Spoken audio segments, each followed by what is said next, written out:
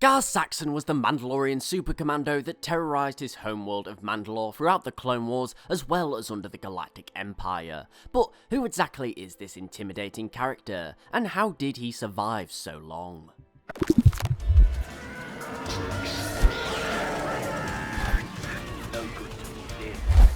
Now, we first see Saxon upon Darth Maul and the Shadow Collective's invasion of Mandalore. We can naturally assume that beforehand he was part of the extremist Death Watch group. Saxon was above all a warrior, and all of this suggests that he sought a way back to the ancient militant ways of their ancestors. Now, Saxon chose to support Maul after he killed Pre Vizsla, which suggests that he was a staunch traditionalist, believing that following Vizsla's death, Maul had the right to wield the Darksaber and rule Mandalore.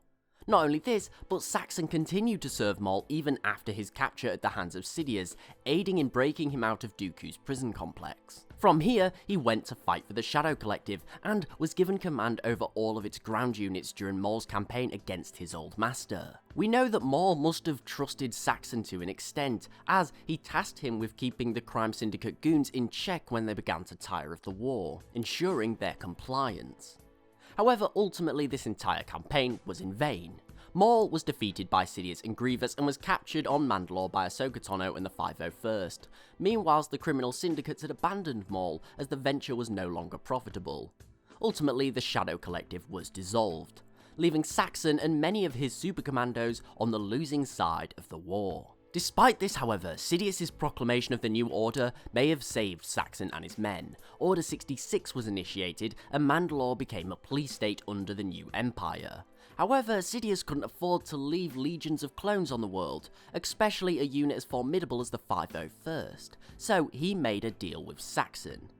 Saxon would become the Imperial Viceroy of the world, and his super commandos would serve to enforce the Emperor's will. Now, this worked out pretty well for him. After all, Maul had fled, meaning he no longer had any claim to the title as leader.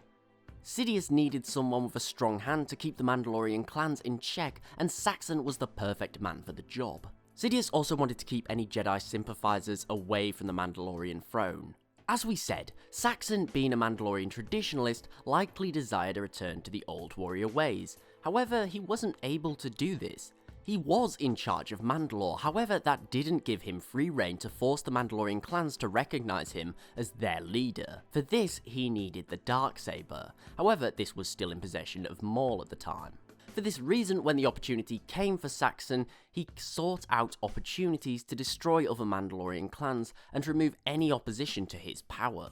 When it was revealed that the Journeyman Protectors of Concord Dawn had been aiding the rebellion, he quickly wiped all of them out. Something he relished due to his hatred of Fen Rao, their leader. Also, when Sabine Wren joined the rebellion, it gave him the perfect excuse to arrest her father and remove power from the clan. It's also likely for this reason why Saxon assisted in the creating of the Duchess, an arc pulse generator designed to target Mandalorian armor, killing them instantly. Now, in the eyes of most Mandalorians, this is not seen as honourable. However, it's possible that after years of serving the Empire, Saxon lost a lot of his honour. He wanted the Mandalorian clans unified, and if that meant he had to give the Empire a way to butcher his people to assure their compliance, then so be it.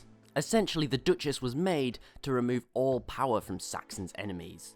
However, this didn't work out. Saxon fell attempting to wipe out Clan Wren and claim the Darksaber for his own. Interestingly enough, Saxon in the face of death also acted very dishonourably. He refused to yield and then attempted to kill the victor once their back was turned before being shot dead himself. This left his brother Tiber Saxon to fill his role. However, he would soon also fall aboard his Star Destroyer.